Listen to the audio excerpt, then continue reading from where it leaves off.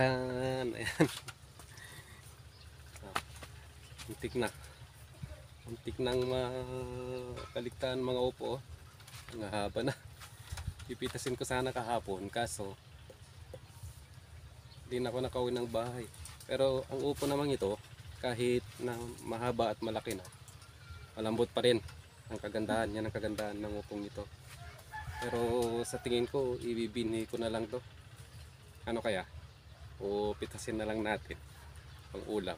Pwede pa to kasi na-reach na niya yung tatlong dangkal na standard size na 1, 2, 3. Ayan. Malaki na siya. Pero nag-aalangan ako kung i-harvest ko o ibibinhin na lang eh. Kaso walang pang ulam. Kaya harvest na lang natin siguro. Ano? Sa tingin nyo? Dalawa eh. Okay, harvest na lang natin. Okay, harvest na lang natin. Pwede pa naman to. Okay.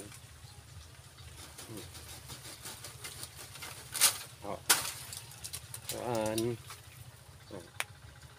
One down. One. Then next. Pangalawa. Oh, yeah. 2. Okay. Dalawa tayong upo. Ayan. Missile.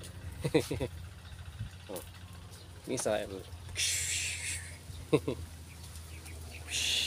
No. Isa para sa gera. Isa para sa, alam nyo na. Baka bawal magbanggit eh. Oh. Ayan o. Upo na tayo. May pang ulam na tayo.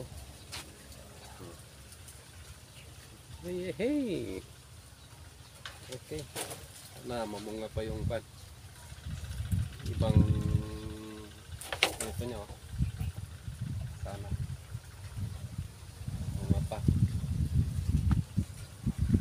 Kaya hindi kasi sabay-sabay pag namunga eh. Pag sabay-sabay lang sana maganda para maibenta natin. Kaya ang nangyayari ang ulam na lang. Ulam na lang. Ganda sana no pag kahit 10 lang na ganito. Oh, 10 ganito lang sana okay na. Yan.